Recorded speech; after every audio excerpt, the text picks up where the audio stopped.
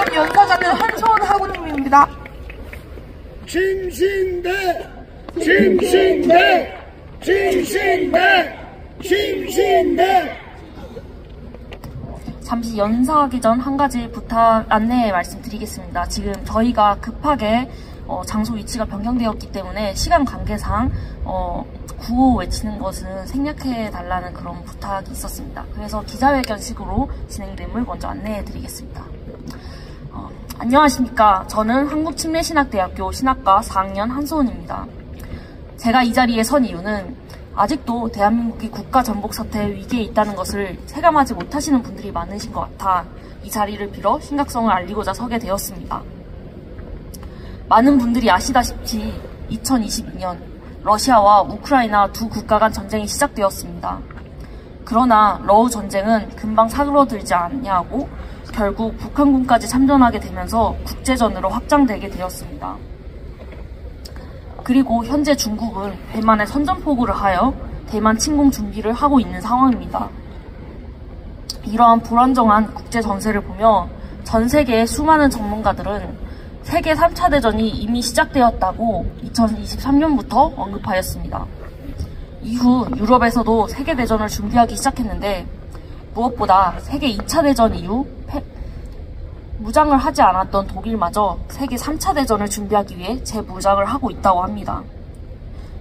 그리고 트럼프 대통령 당선 이후 미국 행정부는 각종 국제기구를 탈퇴하면서 최종적으로는 UN 탈퇴까지 추진하고 있습니다.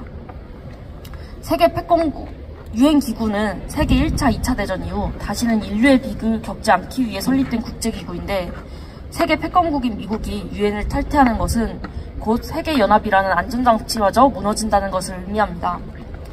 미, 중, 러라는 강대국들의 대립과 전운이 도는 현 상황 속에서 대한민국이 이 모든 것을 피해갈 수 있을 것이라는 안일한 생각은 눈뜨고 코베이는 것과 같은 것입니다.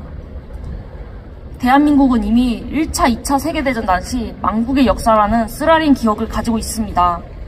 이 당시 대한제국이 패망하게 된 결정적 이유는 일본이 너무 강해서라기보다 내부에 있던 친일파들로 인해 나라가 팔리게 된 것입니다. 그런데 그 상황이 작금의 대한민국에서도 벌어지고 있다는 것입니다. 일본이 강대국이고 일본의 문물을 받아들이며 결국 일본의 속국이 되는 것이 나라를 위한 일이다 생각했던 친일파들 같이 지금은 우리나라가 중국처럼 되는 것이 곧 나라를 위한 일이다 생각하는 세력이 도사리고 있습니다. 이들은 우리나라가 사회주의 공산주의 국가가 되길 원합니다. 이로 인해 대한민국에서는 이미 10년이 넘는 세월 동안 중국인에게 주어지는 재외국인 투표권이라는 말도 안 되는 권한이 생겼고 대한민국의 주요 공직에 손쉽게 들어갈 수 있게 되며 야금야금 대한민국의 기득권 세력으로 자리 잡아오고 있었습니다. 최근 몇 년 전부터 대두된 부동산 투기와 전세 자기 문제의 대부분의 피의자들은 모두 중국인 또는 조선족으로 밝혀지고 있습니다. 결국 국내에 있는 친중파들로 인해 정작 대한민국 국민들이 고통받게 되었다는 것입니다.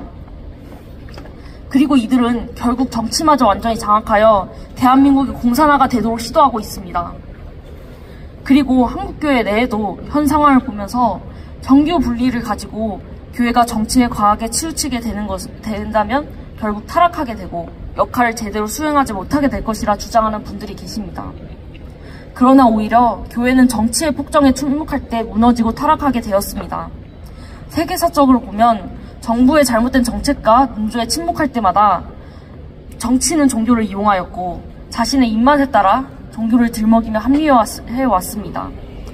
그렇게 홀로코스트가 일어났던 것이고 더 나아가 북한과 중국의 교회들이 말살당하게 된 것입니다. 그렇기에 미국의 3대 대통령인 토머스 제퍼슨 대통령이 정교 분리를 내세우게 된 것입니다.